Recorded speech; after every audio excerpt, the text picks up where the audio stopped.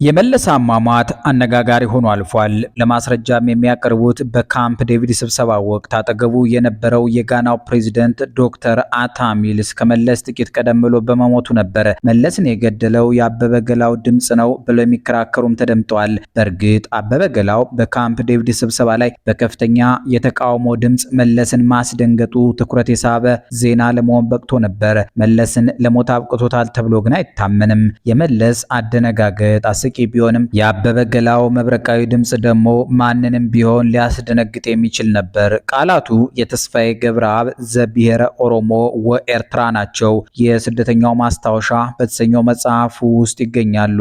ዛሬ ከዚህ የተስፋዬ መጽሐፍ ገጾች መሃል የመለስ ሞት ሰሞን የተሰሙ አጋጣሚዎችን የሚያትት እየፈለግን እንጨዋወታለን። እነሆ በተስፋዬ ብዕር እኒያን ልዩ ቀናት እንመልከታቸው።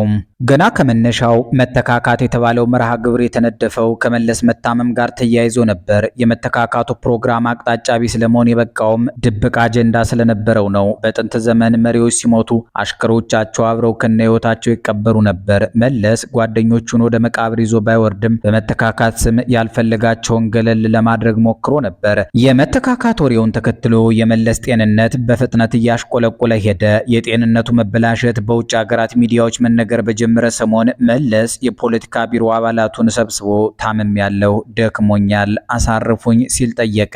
ሌላ ሰው ይተካኝ የሚል ንግግር ከአንደበቱ ሲሰማ የመጀመሪያው ነበር። መለስ በሕይወት እያለ ስልጣን ያስረክባል ተብሎ የሚገመት ስላልነበር የፖለቲካ ቢሮ አባላቱ ግራ መጋባታቸውን ለታማኝ ወዳጆቻቸው አጫውተዋል። ለነገሩ ከህወሓት መከፋፈል ወዲያ የኢህአዴግ የፖለቲካ ቢሮ ምስጢሮች ቀዳዳ በዝቶባቸው ነበር።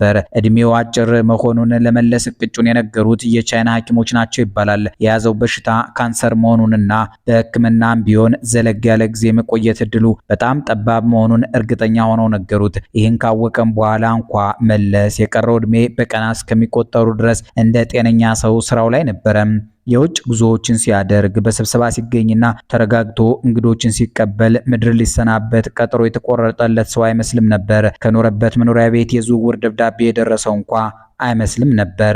ከመሞቱ ከ3 ዓመታት በፊት ስለ እድሜው ማለቅ የተነገረው ቢሆንም ለባለቤቱ ለአዜብ እንኳ ይህን ምስጢር ነግሯታል ተብሎ አይገመትም። የቅርብ ሰዎቻቸው ሲናገሩ እንደሰማሁት አዜብ ጉዳይ የተነገራት ባልተለመደ ሁኔታ አልፎ አልፎ አልጋ ላይ ማዋል ሲጀምር ነበር። ለመሞት 1 ዓመት ሲቀረው በግልጽ በሚታይ መጠን ክብደት ቀንሶ ታየ።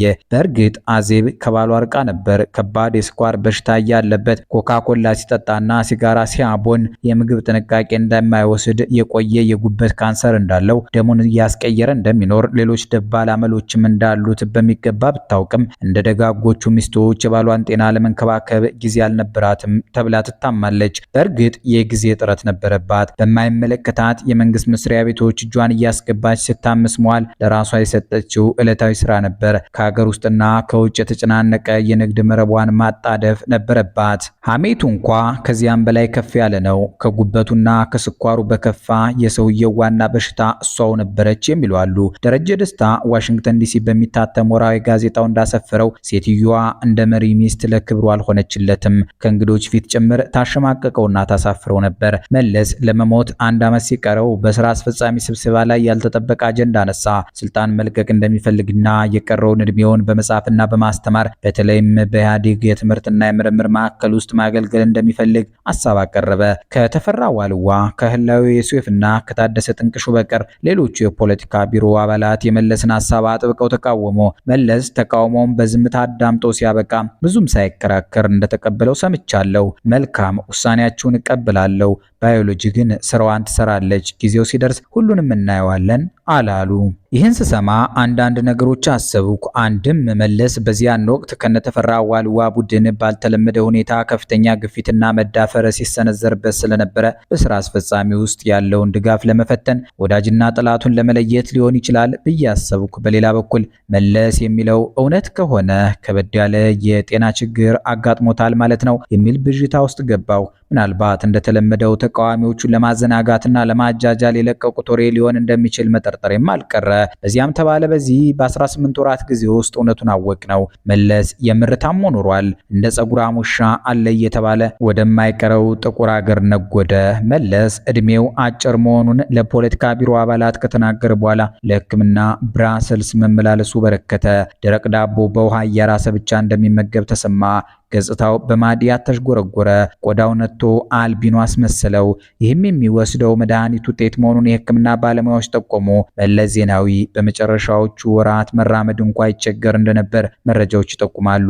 አንዳንድ ጊዜ በመራመድ ላይ ሳለ ሲንገዳገድ ይታይ ነበር። እንዲህ ሲገጥመው በአካባቢው የሚገኘውን ማንኛውንም ነገር እየያዘ ለጥቂት ደቂቃዎች አቀርቅሮ ይቆይ ነበር። በካምፕ ዴቪድ ከተካሄደው የጂ8 ስብሰባ ቀደም ብሎ መለስ በኡጋንዳው ፕሬዝዳንት በዩዌሪ ሙሴቬኒ በኩል ወደ ኢሳያስ አፈወርቂ መልእክት ስለመላኩ መሪዎች ሾልከው ወጥተዋል። መለስ ወደ ኢሳያስ ከላከላቸው ወደ 70 የሚጠጉ የነጋገር መልእክቶች የመጨረሻው ህመሙ በበረታበት ወቅት በሙሴቬኒ በኩል የላከው መልእክት ነበር። ኢሳያስ አልተቀበለውም። በአልጀርስ ስምምነትና በኮሚሽኑ ውሳኔ መሰረት ድንበሩ ከማካለል ባሻገር ንግግር ሊኖር እንደማይችል እንደገለጸለት ተሰማ።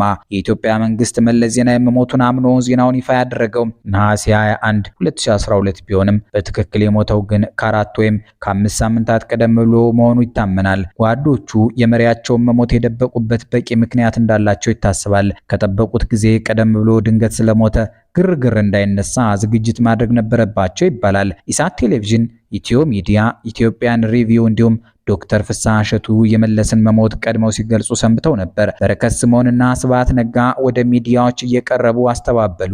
ደጋግመው በእርግጠኝነት መለስ በጥሩ ጤንነት ላይ ስለመሆኑ ይናገሩ ስለነበር ህዝቡን ውዥንብር ውስጥ ጨመሩት። የሴኔጋሉ ፕሬዝዳንት ማኪ ሳል በአፍሪካ አንድነት ስብሰባ ላይ የመለስን መታመም ይፋ እስኪያደርግ ድረስ እንኳ መታመሙን ጭምር ክደው ነበር። በዚህ ጊዜ ውስጥ አዲስ አበባ ላይ 7 አባላት ያሉት የኢህአዴግ አመራር አባላት ኮሚቴ ተቋቁሞ በህቡ ለቀብሩ ስነ ስርዓት ዝግጅት እያደረገ ነበር። ቀብሩን ለማዘግየት ከተገደዱበት ምክንያቶች መካከል የስልጣን ሽግግሩ ጉዳይ ላይ መግባባት መድረስ አለመቻል አንዱ ሲሆን ቀብሩ የት ይፈጸም የሚለው ጥያቄም አከራካሪ ከነበሩ አጀንዳዎች መካከል ነበር። መቀሌ፣ አድዋና አዲስ አበባ በአማራጭነት ቀርበው ነበር። ቀብሩ ለጊዜው አዲስ አበባ እንዲሆን ወሰኑ። አስፈላጊ ሆኖ ሲገኝ አስከሬኑ ወደ አድዋ ወይም ወደ መቀሌ ሊዛወር እንደሚችል ስምምነት ላይ ደረሱ።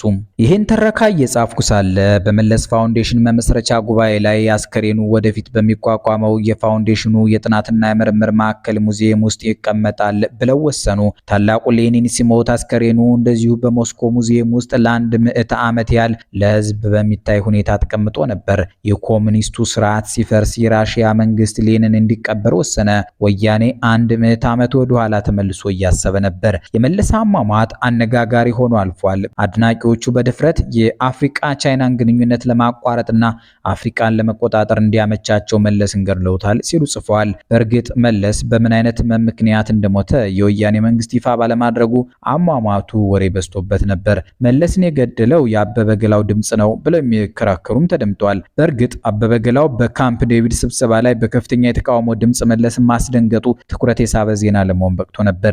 መለስን ለሞት አብቅቶታል ተብሎ ግን አይታመንም። የመለስ አደነጋገጥ አስቂ ቢሆንም የአበበ ገላው መብረቃዊ ድምጽ ደግሞ ማንንም ቢሆን ሊያስደነግጥ የሚችል ነበር። በእርግጥ ከመለስ ሞት ጋር በተያያዘ የጋዜጠኛ አበበ ገላው ስም በታሪክ ውስጥ መወሳቱ የማይቀር ይሆናል። አበበ ገላው መለስን በካምፕ ዴቪድ ስብሰባ ላይ ካስደነገጠው ወዲያ መለስ ድምፁ አልተሰማም፣ እንዳቀረቀረ በዚያው ነጎደ። በስብሰባው ላይ አበበ መለስን ተቃውሞ በከፍተኛ ድምጽ ሲጮህ ከአበበ ገላው ጀብዱ ይልቅ የመለስ ድንጋጤ ብዙ አስገርሞ ነበር። በመለስ የቀብር ስነ ስርዓት ላይ በርካታ እንግዶች ተገኝተው ነበር። ኤርትራን በመወከል ቤተመንግስት ገብቶ ሀዘኑን የገለጸው በአፍሪካ ህብረት የኤርትራ የፖለቲካ አታሼ ብንያም በርሄ ነበር። የኤርትራ መንግስት ሚዲያዎች ስለመለስ ዜናዊ መሞት ልዩ ዘገባ አላቀረቡም። ኤርትራ የሚገኙ የመለስ ዜናዊ የእናቱ ወገን ዘመዶች ግን በዱባይ በኩል አድርገው ለቀብር ወደ አዲስ አበባ መሄዳቸው ተሰምቷል። የመለስ ወላጅ እናት ወይዘሮ አለማሽ ገብረልዑል ከደጃዝማች ገብረልዑል የሚወለዱ በአዲኳላ ታዋቂ ቤተሰብ መሆናቸው ይነገራል። ከመለስ ቀብር በኋላ በኢትዮጵያ የመሪዎች ታሪክ የመለስ ዜናዊን ያህል አሟሟቱና ቀብሩ ያማረለት መሪ አልነበረም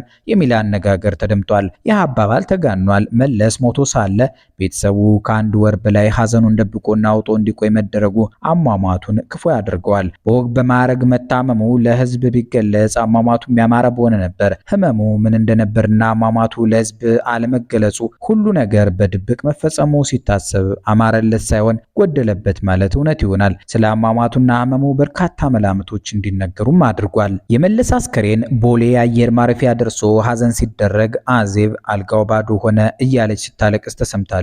የባልና የሚስቱን አልጋ ይሁን ወይም ዙፋኑን የቱን ማለቷ እንደሆነ ግን አልታወቀም። የመለስ አሟሟት ጉዳይ ሲነሳ ሊነገር የሚገባው አገሪቱንም ገድሎ መሞቱ ነው። መለስ በስልጣን ላይ በቆየባቸው 2 አስርተ ዓመታት ራሱን ተኪ የለሽ አድርጎ ቆይቷል። የአይናቸው ቀለም ያላማረውን ከዙሪያው መንጥሯል እና በራሱ ደረጃ እንኳ ተተኪ ለመፍጠር ጊዜ አልነበረውም። ጥሩ መሪ ማለት ራሱን በብቃት መተካት የቻለ መሪ ነው የሚለውን ቢል መለስ አያውቀውም አይባልም። ደካሞችን በዙሪያው የሰበሰበው ስላላወቀ ሳይሆን ስላልፈለገ ሊሆን ይችላል። ተቃዋሚዎቹን ለማዳከም ባባከነው ጊዜ ሩቡን እንኳ ብቁ ሰዎች ለመፍጠር ተጠቅሞበት ቢሆን በእርግጥ ውርስና ቅርስ በተሰኘለት። ውሃ የሚወስደው ሰው አረፋ ይዞ ለመትረፍ ይሞክራል እንዲሉ በመለስ ትከሻ ላይ በቅለው በመለስ ሳምባ እየተነፈሱ በመለስ ጭንቅላት እያሰቡ የኖሩ ጥገኞች ከልፈቱ በኋላ መንገዱ ጠፍቶባቸው ሲደናበሩ ታዩ።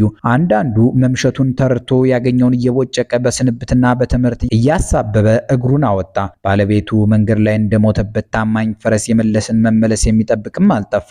ሚስትና ልጅን የአሜሪካ ወይም የካናዳ ዜግነት ማስያዝ እንደ ብልህነት ታየ። መጨረሻው ስደት ከሆነ ትግሉ ለምን አስፈለገ የሚል ጥያቄ የሚያነሳ አልነበረም። የመለስን መታመምና ረፍት ተከትሎ በርካታ ባለስልጣናት መሸሻቸውን ሲያዘጋጁ ታይተዋል። በድብቅ የአሜሪካ ዜግነት ይዞ ከፍተኛ የፖለቲካ ስልጣን ላይ የኖረ ሰው አሜሪካን ሀገር ላይ አምባሳደርነት ሲሾም ተጋልጧል። ከመለስ አሉታዊ ውርሶች መካከል የሚመደብ ነው።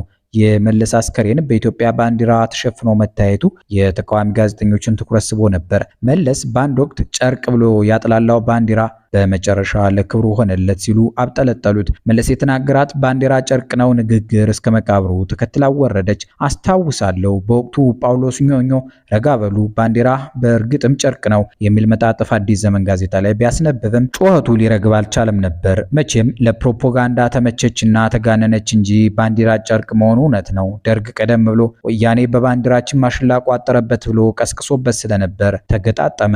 በእርግጥ በትግሉ ወቅት የዋት ታጋዮች ባንዲራው የማሽላ ዱቄት መቋጠራቸው ውሸት አይደለም። በዋት አመራር ትዕዛዝ የተደረገ ግን አይመስለኝም። የዋት የገበሬ ሰራዊት ከተሞችን ሲቆጣጠር በየቀበሌው የተከመረ ባንዲራ አገኘ። ቀለባቸውን የሚይዙበት የከረጢት ችግር ስለነበረባቸው ተጠቀሙበት። ባንዲራዬ የሚሉት የዋትን ባንዲራ ስለነበር የኢትዮጵያ ባንዲራ ጨርቅ ቢመስላቸው የሚያስደንቅ አልነበረም። የሆነው ሆኖ ባንዲራ ጨርቅ ነው የሚለውን አባባል ለመጀመሪያ ጊዜ የተናገረው መለስ ዜናዊ አይደለም። መለስ እንደ ሀገር መሪ ባንዲራን ማጥላላቱ ከፋ እንጂ። እንግሊዛዊው ባለቅኔ ስቴፈን ቪንሰንት በአንድ ወቅት እንዲህ ብሎ ነበር። ባንዲራ ጨርቅ ነው፣ ገንዘብ ወረቀት፣ ቃል ማለት ድምፅ ነው፣ ነፋስ ነው ህይወት፣ ተስማምተን ደንግገን አጽድቀን በዋጂ ማንነታቸውን ለወጥናቸው እንጂ። የመለስ የቀብር ስነ ስርዓት ከሰሜን ኮሪያ የተኮረጀ ነበር። የኪም ጆንግ ኢል የቀብር ስነ ስርዓት ሲፈጸም የሰሜን ኮሪያ ቴሌቪዥን ወፎች ሳይቀሩ በታላቁ መሪ ሞት አዝነዋል ሲል ገልጾ ነበር። ሲኤንኤን ታዲያ በቀዝቃዛ አየር ምክንያት ተኮራምተው የተቆራመዱ ወፎችን በቴሌቪዥን እያሳየ አላገጠ። በመለስ ቀብር ስነ ስርዓት ተመሳሳይ ነበር የተፈጸመው። ጎዳና ተዳዳሪዎችን ሳይቀር በቴሌቪዥን እያቀረቡ አባታችን እያሉ እንዲያለቅሱ አስገደዷቸው። የመለስ ቀብር ብዙ ሽሙጦችን ለመውለድ በቅቷል። አቤ ቶክቻው ባሽሟጣጭ ብዕሩ አላገጠ። አንዱ የጎዳና ተዳዳሪ ወደ ጎዳና የወጣ ነው አባታችን መለስ ዜናዊን ተማምነን ነበር፣ እሳቸው ከሞቱ እንግዲህ ምን ይደረጋል፣ ወደ ቤታችን እንመለሳለን አሉ ይባላል። ታማኝ በየነ ኢሳት ሬዲዮ ላይ ከመሳይ መኮንን ጋር ባደረገው ቆይታ የመለስን ሞት አስመልክቶ ሲናገር የተደበላለቀ ስሜት ነበር የተሰማኝ አለ። አያይዞም አከለበት፣ ደንግጫለሁ፣ አዝኛለሁ። ኋላ ግን በአቶ መለስ አገዛዝ የተገደሉትን አሰብኩ። አቶ መለስ 57 ዓመታቸው ነበር። ነብዩ ግን በ14 ዓመቱ ተገድሎ እናቱ አገር ጥላ ወጥታለች። ያሰፋ አማሩ ልጆች አባታቸውን አልቅሰው የመቅበር ዕድል አጥተው ተሰደዋል። ሲያ ብርሃንና ብርሃኑ ነጋ በተመሳሳይ ለአውራምባ ታይምስ አዘጋጅ ለዳዊት ከበደ በሰጡት ቃለ መጠይቅ የተሰማቸውን ገለጹ። ብርሃኑ ነጋ በጣም አዝንለታለሁ አለ።